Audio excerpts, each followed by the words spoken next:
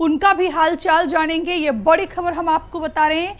अस्पताल में भर्ती घायलों से भी राहुल गांधी मुलाकात करेंगे। पहलगाम आतंकी हमले के बाद राहुल गांधी आज जम्मू कश्मीर पहुंचे हैं, जहां पर श्रीनगर में वो कांग्रेस के नेताओं से भी मुलाकात करेंगे। शाम 4 बजे जम्मू कश्मीर के एलजी मनोज सिन्हा से भी उनकी मुलाकात होगी और ये राहुल गांधी का काफिला श्रीनगर में दाखिल हो चुका है और माना जा रहा है कि पहलगाम भी वो पहुंच सकते हैं। तो ये बड़ी खबर हम आपको बता रहे। लोकसभा में नेता प्रतिपक्ष राहुल गांधी पहलगाम आतंकी हमले में हुए घायल लोगों से मिलने के लिए जम्मू कश्मीर पहुंच चुके हैं। कांग्रेस के एक नेता ने ये जानकारी साझा की है। पार्टी के नेता ने कहा कि राहुल गांधी पहलगाम आतंकी हमले में घायल हुए लोगों की स्वास्थ्य के बारे में जानकारी भी लेंगे और इसके बाद जिस अस्पताल में जो भी इस आतंकी हमले में घायल हुए थे, उस अस्पताल में भी राहुल गांधी आज दौरा करेंगे। इस हमले में अभी तक 26 लोगों की जान जा चुकी है, जिनमें अधिकतर पर्यटक थे। हमले में कई लोग घायल भी हुए हैं, तो सभी घायलों से भी राहुल गांधी की आज मुलाकात होगी। जम्मू कश्मीर के सीएम उमर अब्दुल्ला से भी राहुल गांधी आज मिलेंगे और जब जम्मू कश्मीर के सीएम उमर अब्दुल्ला से राहुल गांधी मिलेंगे तो इस दौरान किस स्ट्रैटेजी पर, किस विषय पर दोनों नेताओं के बीच बातचीत होती है, ये फिलहाल देखना बेहद महत्वपूर्ण होगा। कल सर्वदलीय बैठक भी बुलाई गई थी संसद के एनेक्सी बिल्डिंग में, जिसमें राहुल गांधी ने दो टूक शब्दों में इस सरकार को कहा था कि आप पाकिस्तान के खिलाफ, आतंकियों के खिलाफ जितना स्ट्रॉन्ग यानी कि जितना कड़ा एक्शन ले सकते हैं आप लीजिए। पूरा विपक्ष और कांग्रेस पार्टी आपके साथ है। यही बात कांग्रेस के राष्ट्रीय अध्यक्ष मल्लिकार्जुन खड़गे ने भी दोहराई थी और सर्वदलीय बैठक के बाद आज राहुल गांधी जम्मू कश्मीर दौरे पर है। शाम 4 बजे जम्मू कश्मीर के एलजी मनोज सिन्हा से भी वो मुलाकात करेंगे और इसके मद्देनजर जम्मू कश्मीर के श्रीनगर में सुरक्षा व्यवस्था के और भी पुख्ता इंतजाम किए गए हैं।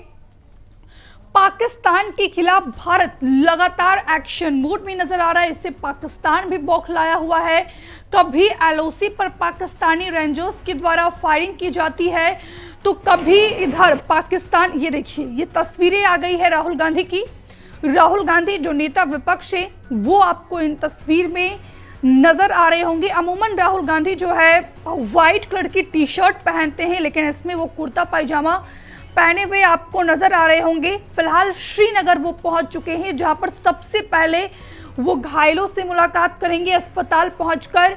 उसके बाद पीड़ित परिवार से भी उनकी मुलाकात होगी। शाम के 4 बजे जम्मू कश्मीर के एलजी मनोज सिन्हा से भी राहुल गांधी मुलाकात करेंगे और इसी बीच जो है जम्मू कश्मीर के जो सीएम है और इंडिया अलायंस की सहयोगी भी है, नेशनल कॉन्फ्रेंस के जो प्रमुख है उमर अब्दुल्ला, उनसे भी राहुल गांधी की मुलाकात होगी।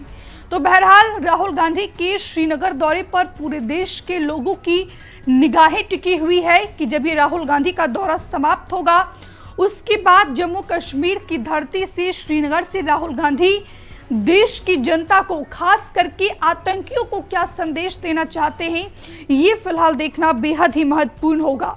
कांग्रेस नेता ने कहा कि राहुल गांधी हमले और उसके बाद की स्थिति के मद्देनजर कश्मीरियों समेत देश के लोगों के घावों पर मरहम लगाने का संदेश लेकर आए हैं।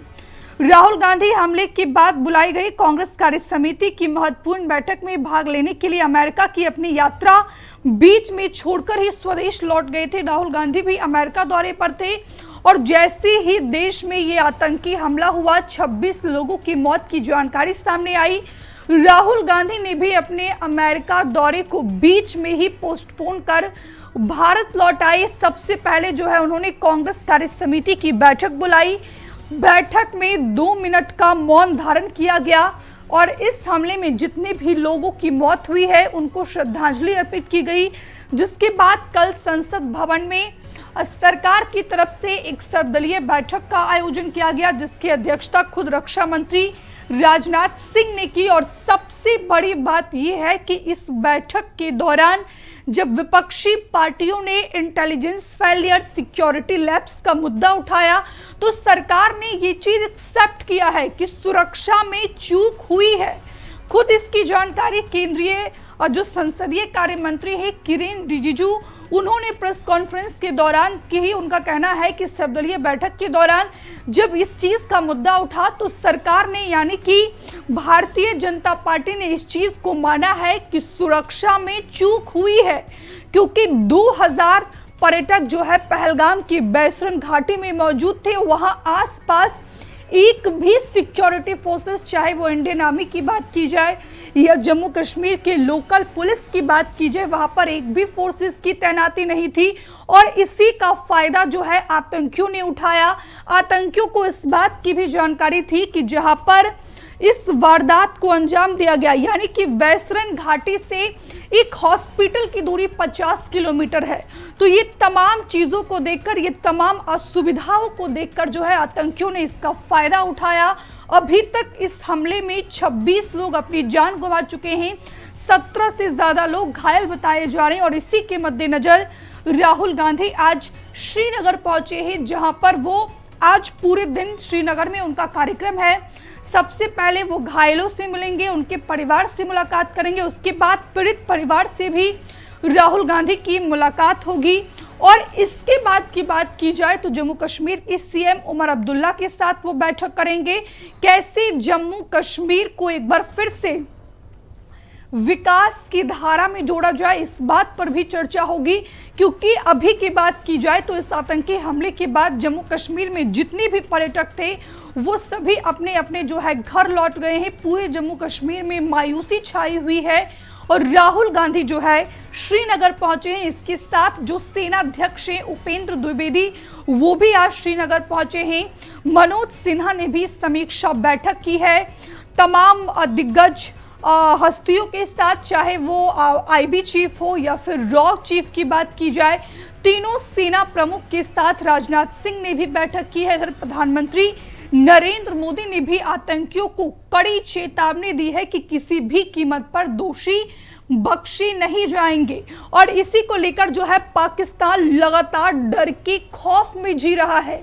कभी जो वहाँ के पाकिस्तान की जो डेप्टी प्रधानमंत्री हैं इशाक डार, वो कभी विवादित बयान देते हैं, तो कभी जो वहाँ के रक्षा मंत्री हैं ख्वाजा आसिफ, वो कहते हैं कि भारत जो है किसी भी कीमत पर पाकिस्तान पर एयर स्ट्राइक या सर्जिकल स्ट्राइक ना करे। लेकिन इस आतंकी हमले को लेकर भारत और पाकिस्तान के रिश्ते पहले से ही बिगड़े हैं, लेकिन अब और ज्यादा बिगड़ता हुआ नजर आ रहा है। दुनिया के तमाम देशों ने, चाहे वो सऊदी अरब की बात की जाए या फिर ईरान हो, तमाम मुस्लिम देशों ने भी इस समय भारत का साथ दिया है। अमेरिका ने तो ये तक की कह दिया कि आप आतंकियों के खिलाफ कार्रवाई कीजिए और हम आपके साथ हैं। तो तमाम दुनिया का वो देश अभी भारत के साथ एकजुट होकर खड़ा है। तस्वीर